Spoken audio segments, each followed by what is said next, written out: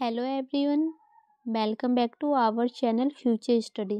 तो इसमें हम बीए प्रोग्राम जो आपकी हिस्ट्री है थर्ड सेमेस्टर की भारतीय उपमहाद्वीप में कला का परिचय, इसके इम्पोर्टेंट क्वेश्चन विथ आंसर आपको इस वीडियो में हम बताने वाले। और इसमें जो आपकी यूनिट थर्ड है उसके हमने इम्पोर्टेंट क्वेश्चन विथ आंसर लिए हैं। तो आप देख सकते हैं जो इस यूनिट से इम्पोर्टेंट क्वेश्चन बनते हैं। नम क्लासिकल वास्तुकला लैटियंस दिल्ली, इन पर टिप्पणी करनी है आपको। नेक्स्ट क्वेश्चन है आपका मंदिर वास्तुकला की द्रविड़ शैली की महत्वपूर्ण विशेषता क्या है। तो इसमें आपको इसकी विशेषता बतानी है। और जो नेक्स्ट क्वेश्चन है भारत में मंदिर वास्तुकला की विभिन्न शैलियों की व्याख्या करें। तो इसमें 3 प्रकार की शैली होती है, उन तीनों के बारे में आपको बतानी है। और क्वेश्चन 4 आप देख सकते हैं बंगाल चित्रकला शैली की विशेषता की व्याख्या कीजिए।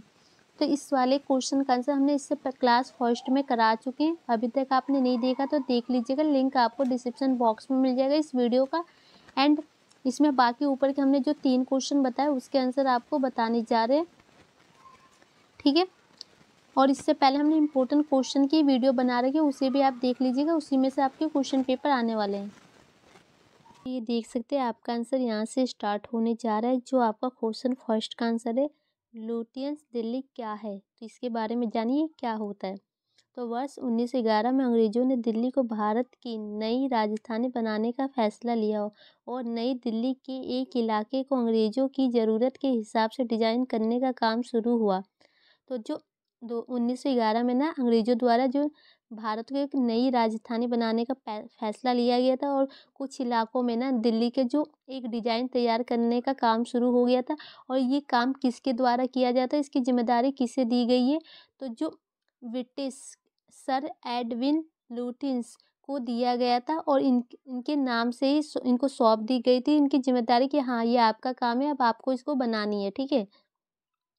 चूंकि इस इलाके को सर एडविन लुटियंस ने विकसित किया था, इसलिए उनके नाम पर ही इस इलाके को लुटियंस दिल्ली कहा जाने लगा। तो आपको समझ में आ गया ये क्या था, तो इनके द्वारा बनाया गया था, इसलिए इनके नाम पर ही इस दिल्ली को रख दिया गया था। यानी वे दिल्ली जहाँ की लाल लाल इमारतों से देश की सत्ता संचालित होती है, मतलब कि जो देश की सत्ता चलती है जैसे पार्लियामेंट वो सब, तो ये इनके द्वारा बनाया गया, तो इनको इन्हीं के नाम से जाना जाता है, ठीक है। एंड यहाँ देखिए लुटियंस दिल्ली की इमारतों का वास्तुकला। एडविन लुटियंस अपनी इमारतों में यूरोपीय वास्तुकला के साथ साथ भारतीय वास्तुकला से प्रेरित डिजाइन तैयार किया। और उन्होंने यूरोप के साथ साथ जो भारतीय वास्तुकला है ना, दोनों का मिश्रण बना के जो तैयार किया था डिजाइन। इसलिए इन इमारतों में भारतीय मुगल पश्चिमी और बौद्ध वास्तुकला के मिश्रण दृश्य देखने को मिलते हैं।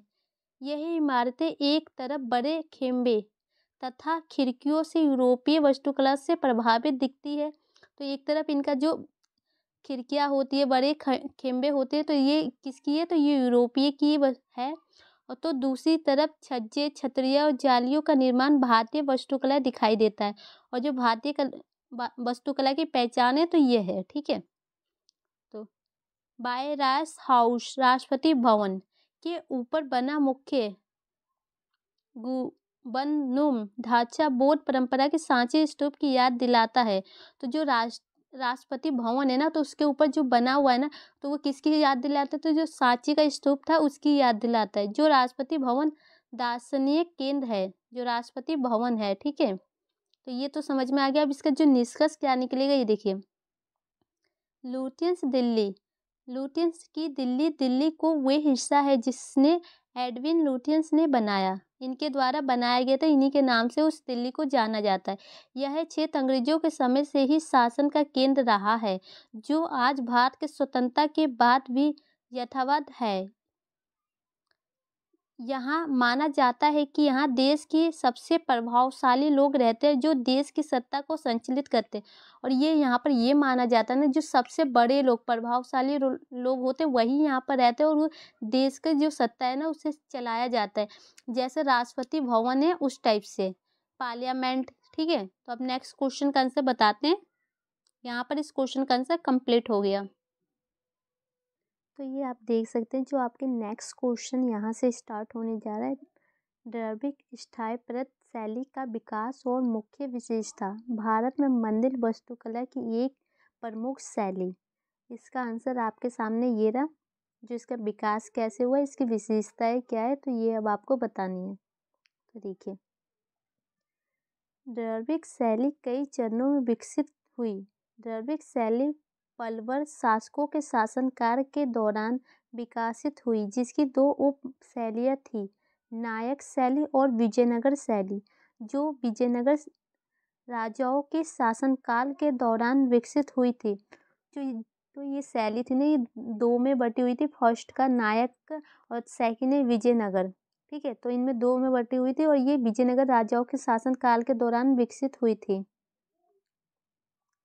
प्रारंभ में रोक टोक वास्तुकला दक्षिण भारत में मौजूद थी, लेकिन बाद में मंदिर अस्तित्व में आने लगे। दिल्ली दक्षिण भारत के शासक मुख्य रूप से हिंदू मूल के थे। तो जो दक्षिण भारत के शासक होते थे वो हिंदू मूल के होते थे, इसलिए दक्षिण भारत में हिंदू देवताओं के अधिक मंदिर पाए गए हैं और दक्षिण भारत में सबसे ज़्यादा हिंदू मंदिर पाए जाते हैं। दक्षिण भारत शेष भारत से अधिक सांस्कृतिक रूप से समृद्ध है और दक्षिण भारतीयों को अपनी संस्कृति से बहुत लगाव और प्रेम है, इसलिए वे इसका धार्मिक और से पालन करते हैं। तो जो दक्षिण के लोग हैं ना, वहाँ पर सबसे ज़्यादा हिंदू देवताओं का वास है और वहाँ हिंदू लोग हैं और वहाँ पर अपने धार्मिक और अपने उनसे बहुत ज़्यादा लगाव है सांस्कृतिक से। ठीक है, तो ये इसका विकास है एंड इसकी जो शैली है वो क्या है, मतलब विशेषताएं क्या है, तो आपको यहाँ से इसकी विशेषता दिख जाएंगी।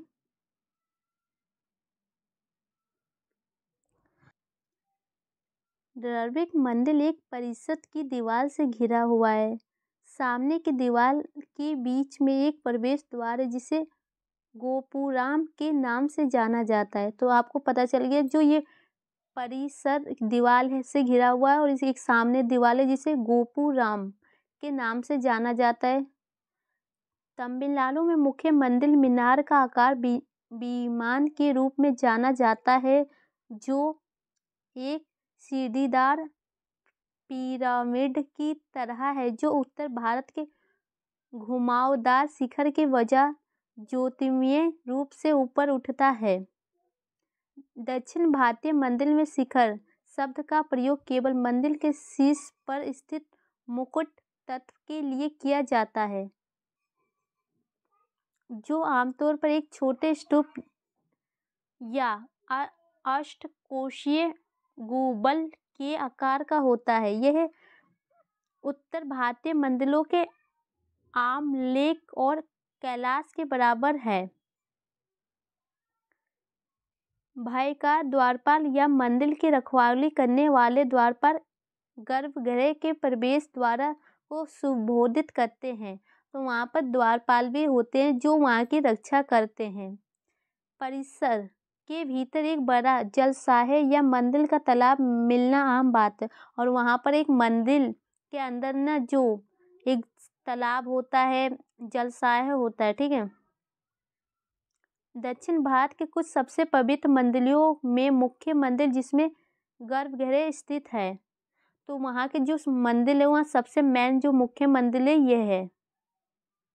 वास्तव में सबसे छोटे टावरों में से एक है। ऐसा इसलिए क्योंकि यह आमतौर पर मंदिर का सबसे पुराना हिस्सा है। परिसर के भीतर एक बड़ा जलाशय या मंदिर का तालाब मिलना आम बात है। ये तो ऊपर वाला ही पॉइंट है, रिपीट हुआ है।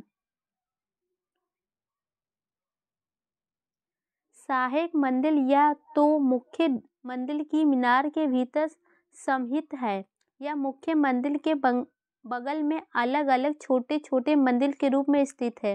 और तो जो उनके सहायक मंदिर होते हैं उनके बाद भी आगे पीछे मंदिर छोटे छोटे स्थित है। एलोरा में कैलाशनाथ मंदिर पूर्ण द्रविड़ शैली में निर्मित मंदिर का एक प्रसिद्ध उदाहरण है और जो सबसे प्रसिद्ध उदाहरण में आप कैलाशनाथ मंदिर को ले सकते हैं। उपयुक्त वर्गीकरण अहम सरलीकृत है क्योंकि विशेष अवधियों और स्थानों में अपनी अनूठी शैली बनाने के लिए कई अलग अलग आकृतियों को जोड़ा जा सकता है। तो यहाँ पर इस क्वेश्चन का आंसर कंप्लीट हो गया। एंड इसका नेक्स्ट क्वेश्चन आपको बताते हैं। तो ये देख सकते हैं, ये आपका लास्ट क्वेश्चन है इस वीडियो का। इसका आंसर आपको बताने जा रहे हैं। भारतीय मंदिरों के स्थापत्य की नागर, टर्बिक और बेसर शैलियाँ। आपको यहाँ पूछा गया था इस क्वेश्चन में कि इसके विभिन्न शैलियों की व्याख्या कीजिए। तो ये 3 प्रकार की शैलियाँ होती है। अब इनके बारे में आपको जानना है। पूर्ण मध्यकालीन शिल्प शास्त्रों में मंदिर स्थापत्य की 3 बड़ी शैलियाँ बताई गई है, नागर शैली, टर्बिक शैली और बेसर शैली। अब इनको एक एक करके देखिए। नागर शैली, नागर शैली का प्रचलन हिमालय और विंध्य पहाड़ों के बीच की धरती में पाया जाता है। तो ये कहाँ से, हिमालय से शुरू होकर पहाड़ों के बीच में पाया जाता है। और जो सेकंड है आपका द्रविड़ शैली, कृष्णा और कावेरी नदियों के बीच की भूमि में अपनाई गई। और ये कृष्णा से लेकर कावेरी नदी के बीच में पाई जाती है, ठीक है। और थर्ड पॉइंट है बेसर शैली, विंध्य पहाड़ों और कृष्णा नदी के बीच के प्रदेश से संबंध रखती है, ठीक है। ये तीनों के बारे में पता चल गया। अब इसके बारे में एक एक करके देखें। जो नागर शैली है वो क्या है।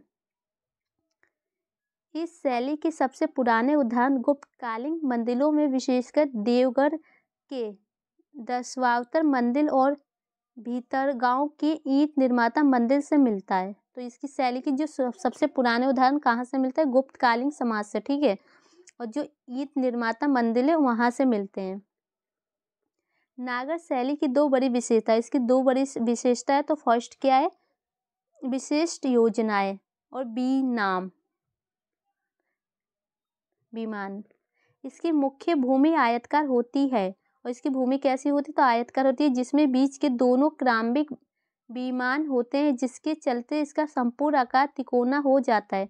और इसकी भूमि आयताकार होती है और इसका जो आकार होता है तिकोना होता है। यदि दोनों पक्षों में एक एक विमान होता है तो वह तीरथ कहलाता है। 2-2 विमानों वाले मध्यम भाग को सप्तरथ और 4-4 विमानों वाले को नवरथ कहते हैं, ठीक है। तो ये 2 वाले को क्या कहते हैं, 4 और 9 वाले को क्या कहते हैं, आपको याद होना चाहिए। ये विमान मध्य भाग से लेकर मंदिर के अंतिम ऊंचाई तक बनाए जाते हैं। और ये मध्यम भाग मतलब बीच से लेके ना जो अंतिम होता है लास्ट तक, वहां तक ये बनाए जाते हैं। मंदिर के सबसे ऊपर शिखर होता है। जो मंदिर के सबसे ऊपर शिखर होता है, नागर मंदिर के शिखर को रेखा शिखर भी कहते हैं और इसे रेखा शिखर भी कहा जाता है।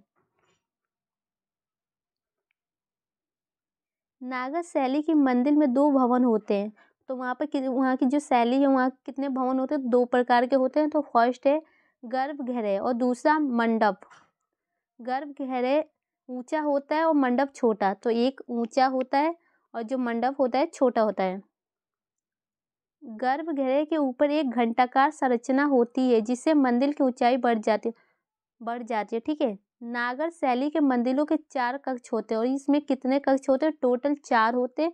तो फर्स्ट ये आपका गर्भगृह, जगमोहन, नाट्य मंदिर, भोग मंदिर, ठीक है। प्रारंभिक नागर शैली के मंदिरों में स्तंभ नहीं होते थे और जो पहले में थे वो स्तंभ नहीं होते थे, लेकिन अब होते हैं। तो ये इसका यहाँ एक पॉइंट खत्म हो चुका है। अब इसका सेकंड है, जो सेकंड शैली है उसके बारे में देखिए। द्रविड़ शैली। द्रविड़ स्थापत्य शैली का संबंध दक्षिण और दक्कन के मंदिरों से है। और इसका संबंध कहाँ से, दक्षिण से है। पर कुछ पुराने नमूने उत्तर भारत और मध्य भारत में भी पाए गए, ठीक है। उत्तर भारत से भी और मध्य भारत से भी इसका संबंध है और दक्षिण के साथ। जैसे लड खान का पर्वतीय मंदिर तथा एल्होर के कंठगुत्थी और मैगूती मंदिर। इसके एग्जाम्पल में आप इन मंदिरों के नाम लिख सकते हैं। द्रविड़ शैली की प्रमुख विशेषता इसका पिरामिडीय विमान है। इस विमान में मंजिल होते हैं जो बड़े से ऊपर की ओर छोटे होते चले जाते हैं। तो जो ये बना रहता है, किस टाइप से बनता है, तो जो नीचे सबसे बड़ा होगा, फिर उसके ऊपर से छोटा, फिर उसके ऊपर से छोटे छोटे बने जाते हैं, मतलब बड़े से छोटे के साइड जाते हैं। और अंत में आकृति होती है जिसका तकनीकी नाम स्तूपी अथवा स्तूपिका होता है। स्तूप देखा होगा, सांची का स्तूप, जो किस टाइप से बना है उसी टाइप से ही बताया जा रहा है कि जो नीचे से बड़ा होता है फिर उसके ऊपर एक छोटा सा बन जाए, फिर उसके ऊपर एक छोटा, फिर इस टाइप से तिकोना बन जाता है। समय के साथ द्रविड़ मंदिर में विमानों के ऊपर मूर्तियां आदि की संख्या बढ़ती चली गई, तो संख्या भी बढ़ती चली गई। द्रविड़ मंदिर में एक आयताकार गर्भगृह होता है जिसका चारों ओर दक्षिण का मार्ग होता है। द्रविड़ मंदिरों में समय के साथ कई विशेषता जुड़ती चली गई है, जैसे स्तंभ पर खड़े बड़े कक्ष, अहम गलियारे तथा विशालकाय गोपुर द्वार। तो मतलब जो समय के साथ है ना, इसमें कुछ नए नए चीज़ों को ऐड किया गया है। जैसे ये देख सकते हैं स्तंभ किए गए हैं, द्वार बनाए गए हैं नए नए तरीकों से, ठीक है। द्रविड़ शैली के दो सबसे पुराने लक्षण है, जो इसके दो पुराने लक्षण है। तो फर्स्ट ये, इस शैली में मुख्य मंदिर के 4 से अधिक पक्ष होते हैं, और सेकेंड है मंदिर का शिखर और विमान पिरामिडिया आकृति के होते हैं, जो वही मतलब ऊपर से बड़ा फिर उसके ऊपर छोटा छोटा छोटा ऐसे करके। नेक्स्ट पॉइंट देखिए, द्रविड़ता स्थापत्य में स्तंभ और प्लास्टर का प्रचुर प्रयोग होता है। यदि इस शैली में कोई शिव मंदिर है तो उसके लिए अलग से नदी मंडप भी होता है, और यहाँ पर ना एक शिव मंदिर है तो उसके लिए एक अलग से नदी भी बनाई जाती है। इसी प्रकार ऐसे विष्णु मंदिर में एक मंडप बनाया जाता है, जो विष्णु मंदिर हो, शिव मंदिर हो, उस टाइप से। उत्तर भारतीय मंदिरों के विपरीत दक्षिण भारतीय मंदिरों में 4 दिवाली भी होती थी। जो उत्तर के मंदिर होते ना, उसके अकॉर्डिंग जो दक्षिण के मंदिर है उसमें 4 दिवाली भी हुआ करती थी।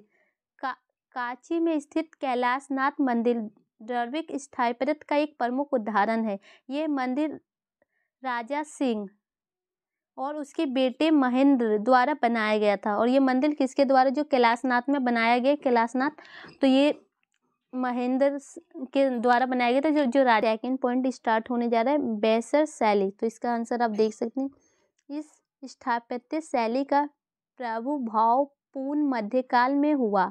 वस्तुतः यह एक मिश्रित शैली है जिसमें नागर और द्रविड़ दोनों शैलियों के लक्षण पाए गए।